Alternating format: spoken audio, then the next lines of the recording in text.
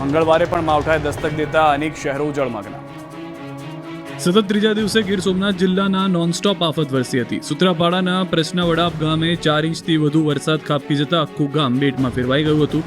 ગામની બજારમાં પાણીએ કબજો જમાવ્યો છે. રોડ પર 3 થી 4 ફૂટ જેટલું પાણી ભરાયું છે, તો નીચાણવાળા ઘરોમાં પણ પાણી ઘૂસી ગયા છે. ગામમાં સુથાર વંડીની બાજુના વિસ્તારમાં 30 જેટલા રહેણાંક મકાનમાં પાણી ઘૂસી જતા લોકોએ આખી રાત પાણી વચ્ચે પસાર કરવી પડી. તો અમરેલીના રાજુલાના ચાંચબંદર ગામના રોડ પાણીમાં ડૂબી ગયો. ત્યારે પુલ પરથી ધસમસતા પાણીના પ્રવાહ વચ્ચેથી એક બાઇક ચાલક પસાર થયો, પરંતુ પાણીનો તેજ પ્રવાહમાં બાઇક ચાલકે સંતુલન ગુમાવતા બાઇક તણાયું હતું. ત્યારે સ્થાનિકોએ દોડી આવી ચાલકની શોધખોળ કરી બચાવી લીધો હતો. ભર શિયાળે ચોમાસા જેવો માહોલ સર્જાયો પાવાગઢ ડુંગર પર. પંચમહાલના યાત્રાધામ શક્તિપીઠ પાવાગઢ ખાતે મેઘરાજાએ ધબધબાટી બોલાવતા પગથિયા પરથી પાણીનો ધોધ વહેતો થયો હતો. પગથિયા ઉપર નદી જાણે બે કાંઠે વહેતી હોય તેવા દ્રશ્યો સામે આવ્યા. તો ખેડા જિલ્લામાં સતત બીજા દિવસે પણ કમોસમી વરસાદ ખાબક્યો. માતર, રઢુ, રસિકપુરા, નાયકા, વારસંગ સહિતના ગામડાઓમાં વરસાદ પડતા ખેતરો પાણી થયા. હાઈવે પર વિઝિબિલિટી ઘટી. કચ્છમાં પણ વીજળીના કડાકા ભડાકા સાથે વરસાદ ખાબક્યો. અંજાર, ભચાઉ, સામખિયાળી સહિતના શહેરોમાં સવારથી ધોધમાર વરસાદ પડ્યો. વડોદરામાં વહેલી સવારથી માવઠાએ સ્ટ્રાઇક કરતા અનેક વિસ્તારો બેટમાં ફેરવાયા. કારેલીબાગ, રાવપુરા, દાંડિયા બજાર, માંડવી, ચાર બજાર, ચાર દરવાજા વિસ્તારમાં પણ પાણી થઈ ગયા હતા. રોડ પર પાણીએ કબજો જમાવતા વાહન ચાલકો પરેશાન હતા. કેટલાક વાહન ચાલકોના વાહન પાણીમાં બંધ પડી ગયા, તો વાહનોને ધક્કા મારીને જવાની ફરજ પડી.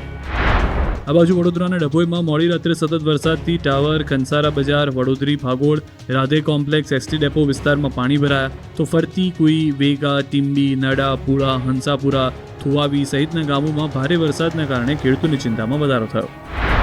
આ બાજુ નવસારી રેલવે સ્ટેશન પર પાણીનો ધોધ વહ્યો. કમોસમી વરસાદને કારણે નવસારી રેલવે સ્ટેશન પર ધોધ વહેતો થયો, જેથી મુસાફરોમાં રોષ જોવા મળ્યો. દેવભૂમિ દ્વારકાના ખંભાળિયા તાલુકામાં કમોસમી વરસાદ વરસ્યો.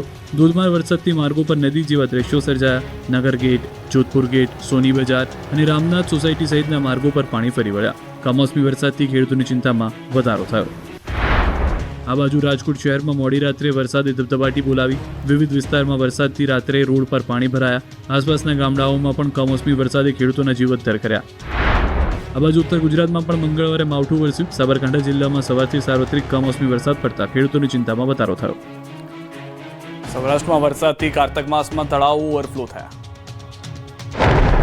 ભાવનગર શહેર અને જિલ્લામાં સતત બીજા દિવસે માવઠાએ ધબધબાટી બોલાવી હતી. સતત 2 દિવસથી વરસી રહેલા વરસાદને કારણે સ્થાનિક નદીઓ ગાંડીતુર બની છે. ડેમો પણ છલકાયા છે. ત્યારે ભાવનગર શહેરમાં આવેલો ગૌરીશંકર તળાવ ઓવરફ્લો થયો. ઉપરવાસમાંથી પાણીની સતત આવક થતાં બોર તળાવ છલકાયું. કારતક માસમાં પહેલીવાર તળાવ છલકાયું, ત્યારે તળાવના આકાશી દ્રશ્યો નયનરમ્ય લાગી રહ્યા છે. તળાવમાં ભરપૂર પાણીની આવક થતાં શહેરના પીવાના પાણીની સમસ્યા દૂર થઈ.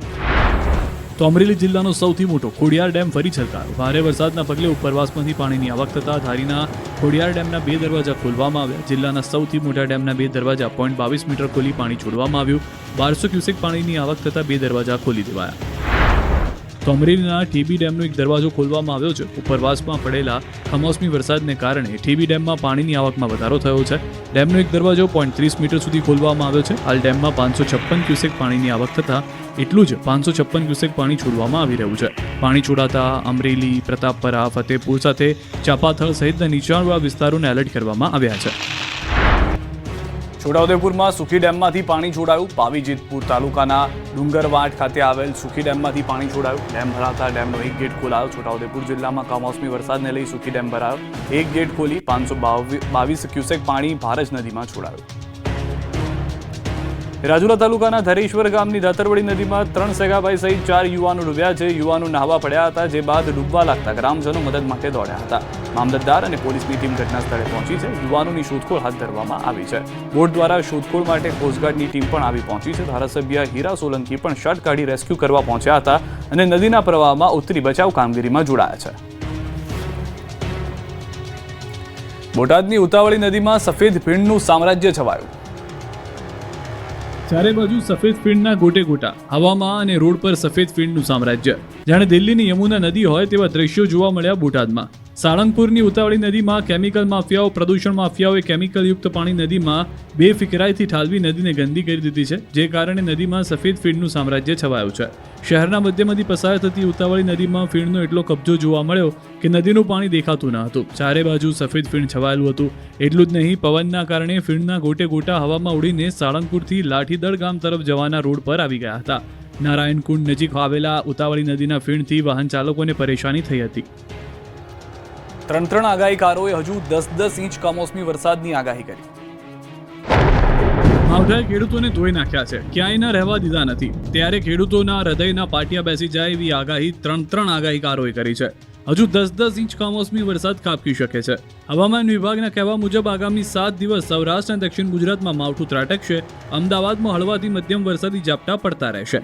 कल अगर देखते हैं तो ऑरेंज अलर्ट अमरेली भावनगर में है. उसके बाद फिर अमरेली भावनगर गिर सोमनाथ में कोस्टल बेल्ट है, पोरबंदर ऑरेंज अलर्ट है. तो डे फोन पे गिर सोमनाथ और साथ में ये जूनागढ़, साथ में पोरबंदर के लिए ऑरेंज अलर्ट. और जहाँ तक गुजरात की जनता है तो येलो अलर्ट में रखा है हमने. देवन में जो कोस्टल डिस्ट्रिक्ट हैं जिसमें बागुल से लेके बागुल, सूरत, नवसारी, वलसाड, दमन और दादरा ये हैं. स्टेट में भी इसी एरिया के आसपास हैवी रेन की एक्टिविटी है. તો ખેડૂતો માટે દુકાળમાં અધિક માસ જેવો ઘાટ ઘટાય તેવી આગાહી કરી છે હવામાન નિષ્ણાંત અત્રેયા શેટ્ટીએ. તેમના અનુમાન મુજબ હજુ 2-3 દિવસ મજબૂત રહેશે સિસ્ટમ. વેરાવળથી માત્ર 360 કિલોમીટર દૂર છે ડીપ ડિપ્રેશન. સોમનાથ અને સુરત વચ્ચે ટકરાઈ શકે છે સિસ્ટમ, જેથી ગુરુવારથી ફરી વધી શકે છે વરસાદનું જોર.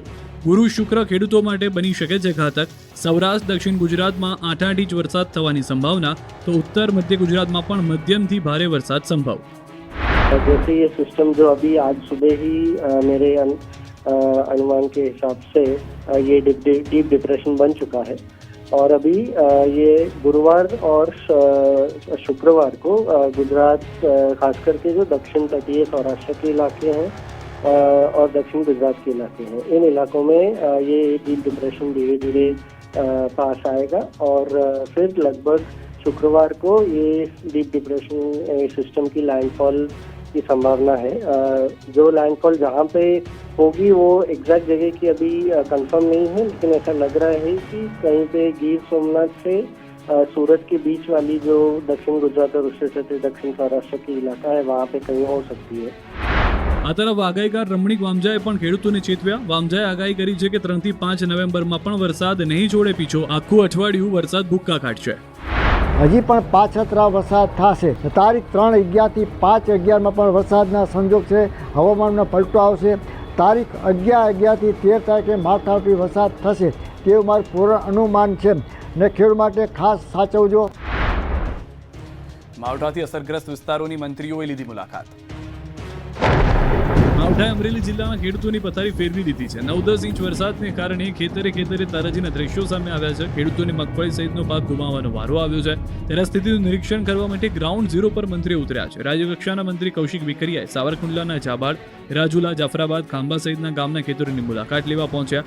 અહીં તેમણે ખેતરોની સ્થિતિ જોઈ ખેડૂતો સાથે વાત કરી, સાથે સહાયની પણ ખાતરી આપી. આ તરફ ગીર સોમનાથની સ્થિતિને જાણવા માટે કેબિનેટ મંત્રી અર્જુન મોઢવાડિયા, ડોક્ટર પ્રદ્યુમન વાજા ગ્રાઉન્ડ પર ઉતર્યા. ગીર સોમનાથ જિલ્લાના સૂત્રાપાડા અને કોડીના તાલુકાના અનેક ગામોની મુલાકાત લઈને ખેડૂતોની વેદના સાંભળી, નુકસાનીનો તાગ મેળવ્યો. આ મુલાકાત દરમિયાન સાંસદ રાજેશ ચુડાસમા, પૂર્વ સાંસદ દિનુભાઈ સોલંકી સહિતના નેતાઓ હાજર રહ્યા. ઝડપથી સર્વેક્ષણ હાથ ધરીને આર્થિક સહાય સાથે ખેડૂતલક્ષી પેકેજ તાત્કાલિક જાહેર કરવાની ખાતરી આપી. સૌરાષ્ટ્રમાં માવઠાએ વિનાશ વેર્યો, ખેડૂતોને પાયમાલ થવાનો વારો આવ્યો. જૂનાગઢ પંથકમાં માવઠું ધમધોકાર વરસી પડતા ખેતરોમાં જળબંબાકારની સ્થિતિ સર્જાઈ. મોટાભાગના ખેડૂતો ચોમાસુ પાકને ઢાંકીને શિયાળુ પાકના વાવેતરની તૈયારી કરી રહ્યા હતા. કેટલાક ખેતરોમાં મગફળીના પાથરા પડ્યા હતા. ત્યારે જ આકાશમાંથી આફત વરસતા અજાપ ગામના ખેડૂતોની મહેનત ધોવાઈ ગઈ. ખેતરોમાં પાણી ભરાતા ખેડૂતોને રડવાનો વારો આવ્યો. જૂનાગઢ જેવા જ હાલ ભાવનગરના છે, જ્યાંના ખેડૂતોને પણ રડવાનો વારો આવ્યો. રવિ સિઝન માટે કરેલા વાવેતરનું કમોસમી વરસાદમાં ધોવાણ થયું. જગતના તાતને મોઢે આવેલો કોળિયો છીનવાઈ ગયો. મગફળી, કપાસ, ડુંગળી, ઘઉં, ચણા, રાયડો જેવા પાકો વરસાદી પાણીમાં તણાયા. ખેડૂતોને લાખોનો ખર્ચ અને મહેનત પર પાણી ફરી વળ્યું. ખેતરોમાં પાણી ભરાઈ જવાથી પાકો સડી જવાની સ્થિતિ જોવા મળી રહી છે. ત્યારે તાત્કાલિક સર્વે કરી સરકાર પાસે સહાયની માંગ કરી રહ્યા છે. રાજકોટના ખેડૂતોના હાલ પણ બેહાલ છે. પાડ ગામે કમોસમી વરસાદથી ખેતરમાં તૈયાર કરીને રાખે મગફળીના પાથરા પલળી ગયા. જે મગફળીને વેચવાની તૈયારી ચાલી રહી હતી તેના પર જ પાણી ફરી વળતા હવે ખેડૂતોને રડવાનો વારો આવ્યો છે. સુરત પંથકમાં ડાંગરનો પાક થયો તબાહ, ખેડૂતોએ મુખ્ય માર્ગ પર જાણે સોનું પાથર્યું. આકાશમાંથી કમોસમી કહેર વરસતા દક્ષિણ ગુજરાતમાં ડાંગર સહિતનો પાક ડગમગી ગયો છે. ખેડૂતોએ 4 મહિનાની મહેનત કરી ડાંગરનો પાક તૈયાર કર્યો, ત્યારે જ આકાશમાંથી આફત વરસતા ઓલપાડ સહિતના વિસ્તારમાં ડાંગરનો પાક પલળ્યો.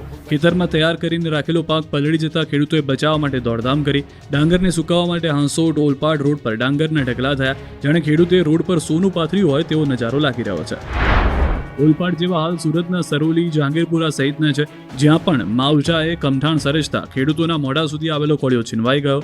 જહાંગીરપુરામાં અંદાજે 5-5 હજારથી વધુ હેક્ટરમાં ડાંગરનો પાકનો સોથ વળી ગયો. પેટે પાટા બાંધીને ખેડૂતોએ મહા મહેનતે ડાંગર તૈયાર કરી હતી, તેના પર એક ઝાટકે માવઠું ફરી વળતા અંદાજે 100 કરોડથી વધુ નુકસાન થયું. હવે જે પાક પલળ્યો છે તેને સુકાવવા માટે ખેતર આસપાસના રોડ પર ખેડૂતોએ ઢગલા કર્યા છે. રોડ પર જ્યાં જ્યાં નજર કરો ત્યાં ડાંગરના ઢગલા દેખાઈ રહ્યા છે. માત્ર ડાંગર જ નહીં, શેરડી, કપાસ, શાકભાજી સહિતના પાકમાં નુકસાન થયું છે. વરસાદને કારણે હવે શેરડી કટિંગનું કામ પાછું ઠેલવાઈ શકે છે, તેમજ શેરડીનું નવું રોપણ પણ અટક્યું છે. કપાસના પાકને પણ નુકસાન થયું છે, તો શાકભાજી પકવતા ખેડૂતોને પાકમાં દવા, ખાતર સહિત વધારાનો ખર્ચ કરવાની નોબત આવી શકે છે. ત્યારે હવે મદદની માંગ કરી